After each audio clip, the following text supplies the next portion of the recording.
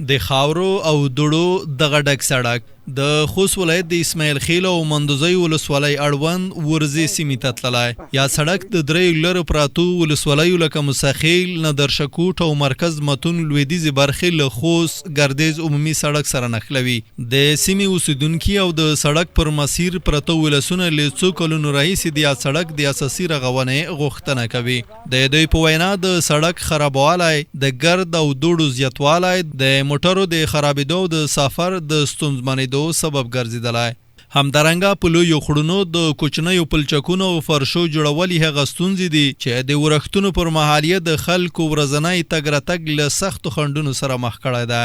چې څومره په داستان کې کورونه د مخلوق ده، دا د دوړو نه د ګارد نه ډېر فضا وي، ځکه دا کورو کې د ګارد سر په مخ کړي چې دا سړک ته موږ دومره ضرورت ده چې مریض شي ښه آباده شي. ولاکه مریض موږ به زور ته ورغدارې په طبیعت رسولو، ځکه چې جمپونه وي، خپله مریضي وي، خپل تکلیف وي، په دانې برسېره بیا چې جام جولامان ته وشي، نو دا سړک ته موږ ډېر غوړ ضرورت ده. قومي لحاظ نه خپل اشر کله کله پکو خو دلته ګردونه دي، مریضۍ دي وسره ډېرې مریضۍ دي، ځکه چې دومره ګردونه دي چې حد نه لري. نو ډېر کومونه استفادات نه کوي چې د سړک مخکې موږ ته منظور وو، کور خلو شو د اوس موږ څو وره وزیر صاحب سره ولیدل، چاپېدهات وزیر سره د پیدامي وزیر سره ما لیدلی وو په اولین وخت کې چې دی روغلی و، یو کول اندازه به تېر شوی وي. نو بیا یې موږ ته ډاډ او اطمینان وکړلو چې انشاءالله الرحمن دا به سړک به بالکل موږ دې ته کوو. نو اوسه پر دا سړک نه موږ ته کور شوی نه ده. موږ د سړک سره ډېر په تکلیف یو، ځکه چې اوس دا 2 میاشتې کېږي شګاره نه شوي، نو موږ ګوډ کې ټوخولی نه یو نه ده پاتې، وانا بله ورځ کله یو کله بل. د ورځې مالې موږ د کوټو داړې نه شو وریا کولی، ورسۍ نه شو وریا کولی، نه کوټو کې ګاډ ته لګي، بیا خو هېڅ چا نه شو کې خوای کېږي دو پوټ پوټ ګاډ په تال وي. په دې تیرو میاشتو کې چې زیات خړونه راغلي وو، یو مریض هلته موجود و، د حمل تکلیف یې درلودو. دلته چې کله راورسېدو هلته خوړ راغلی و، نو د خوړ د شتون له امله دی ونه شول کله چې هغه هلته هغه مریض ورسوي. نو د سړک که چېرته جوړ وای، هلته پلونو شتون درلودلی وای، نو دوی کړلی شي چې هغه مریض یې هلته رسولی وه. والا دا بس ورځه سړک دا ډېر خال پر څیر څي، دغه چې کله ورځې خال موټر ډېر څي که نه ښځې زنانه په کورو کې ډېرې ترې نفاظو وي، او که کله د لوو ټیم شي چې کله لاو کې ګاډ نه والا که بیخي لاو ورې بې وشباس ټول ګردونه په تال وي.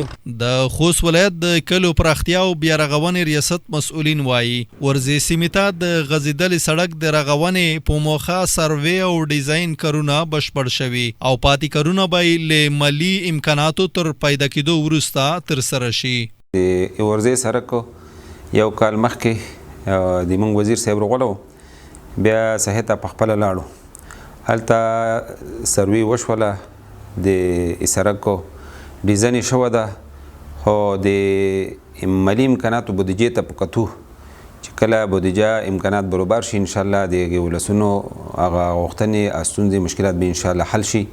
سروې شوي دو، تخنیکي سروې شوي دو، او ډیزاین هر څه شوه ده، خو اما دا مشکل دی چې مالی امکانات تر اوسه برابر دي نه.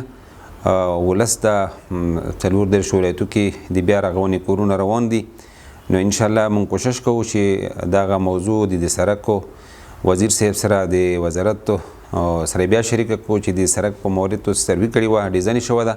د دې دپاره آینده کول دپاره بودیجه چې ځانګړې شي د خلکو غوښتنو ته به ځواب ویلی شوی او خلکو ستونزه به حل شوې وي. یا سړک نږدې 12.5 کیلومتره اوږدوالی لري چې له جملې یې 5.5 کیلومتره تر ورځې سیمې او پر پاتې مسیر یې شلګر، کڅکی، وام مقبل، زنخیل قوم او خیدرخیل للمۍ سیمې پرتې دي. د ورځې په ګډون د دې ټولو سیمو اوسیدونکي د سړک د خرابوالي له امله له ګڼو ستونزو سره مخ دي او د دې لارې اساسي رغونه یې یوه جدي او اوږدمهاله غوښتنه ده.